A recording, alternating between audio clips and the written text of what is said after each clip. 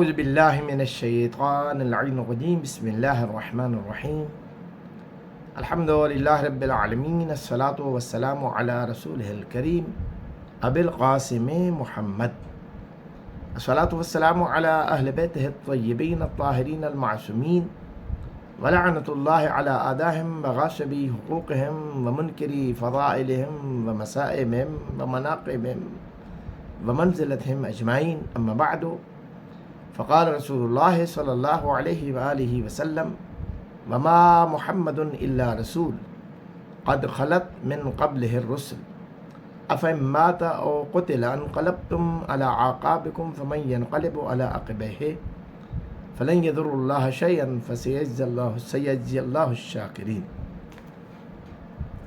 حاضرین ناظرین السلام علیکم ورحمۃ اللہ وبرکاتہ۔ سورہ آل عمران کی آیت نمبر 144 ہمارے زیر نظر ہے اور اس پر تھوڑی سی گفتگو کرنا آپ سے مقصود ہے۔ بدقسمتی یہ ہے کہ اس وقت دنیا میں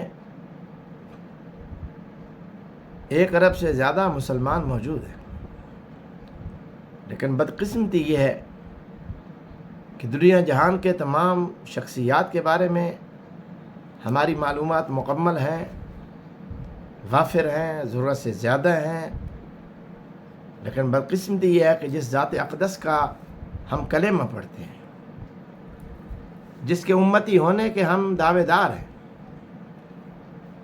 جس ذات گرامی صلی اللہ علیہ وآلہ وسلم کی شفاعت کے امیدوار ہیں، اس ذات اقدس کے بارے میں ہماری معلومات انتہائی قلیل کہنا بھی مناسب نہیں ہوگا۔ آخر کیا وجہ ہے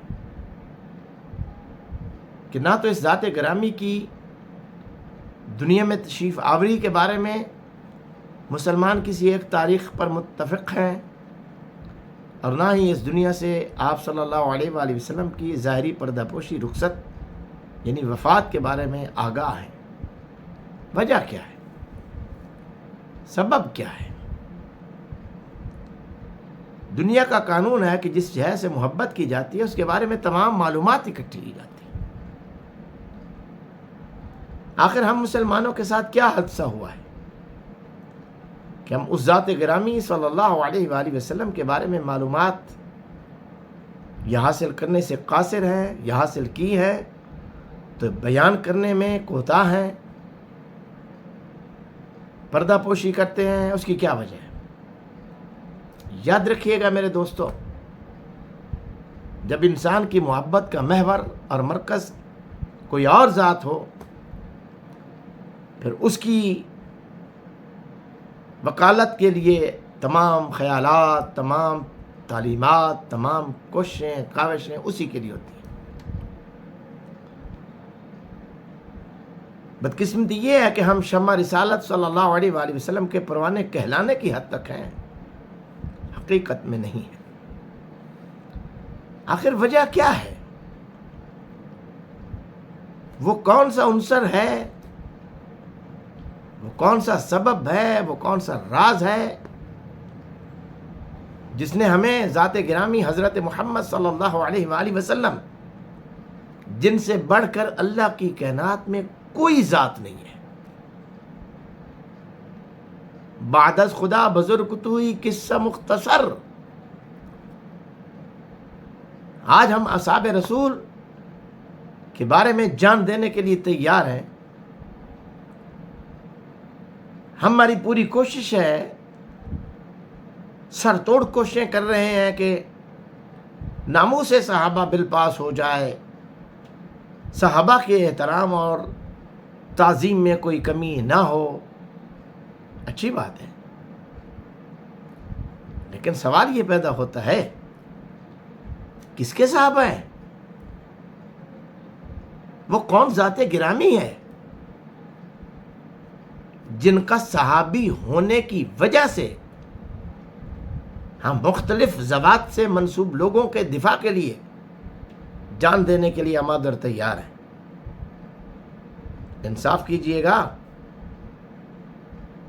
جس کے صحابہ کے لیے ہم مرنے مٹنے کے لیے تیار ہیں، کیا اسی ذات اقدس جن کی وجہ سے، جن کی نسبت سے کچھ افراد کو عزت اور توقیر حاصل ہوئی ہے، کیا ہم اس ذات کے لیے بھی اتنے مخلص ہیں؟ آئیے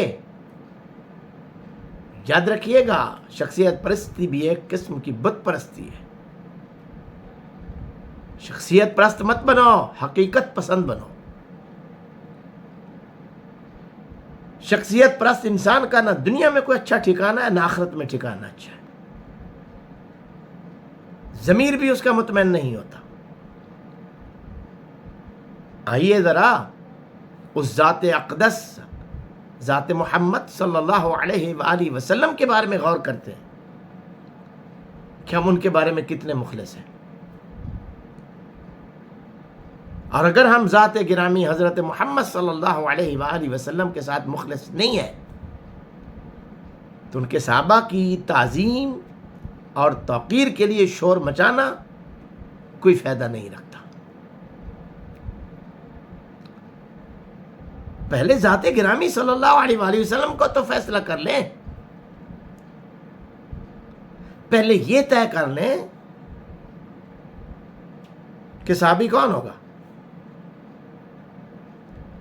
جو حضرت محمد صلی اللہ علیہ وآلہ وسلم کا وفادار ہو، سارا خبر، اور جس نے خود ذات مصطفیٰ صلی اللہ علیہ وآلہ وسلم سے وفا نہ کی ہو، اس کا دفاع کرنا، اس کے لیے کوششیں کرنا، اس کے لیے مر مٹ جانا، یہ کون سی آیت قرآن کی اتباع ہو رہی ہے؟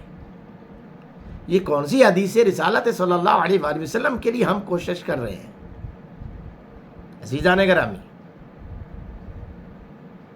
ہر کوئی جو منسوب ہے میری محمد صلی اللہ علیہ وآلہ وسلم کی ذات اقدس سے، وہ یقیناً لائق احترام ہے، وہ یقیناً قابل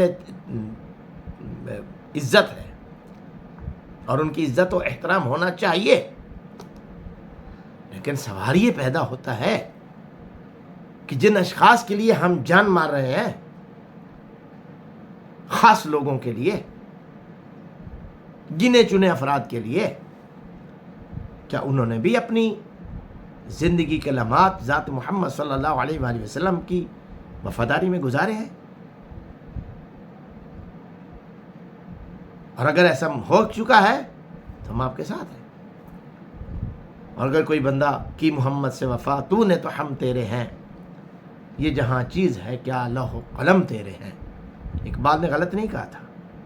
آئیے ڈھونڈتے ہیں، تلاش کرتے ہیں کہ کس نے میرے محمد صلی اللہ علیہ وآلہ وسلم سے وفا کی ہے۔ انشاءاللہ اسی گفتگو کے ساتھ اجازت چاہوں گا، اور اگلے بلاگ میں آپ سے ملاقات ہوتی ہے۔ السلام علیکم ورحمۃ اللہ وبرکاتہ۔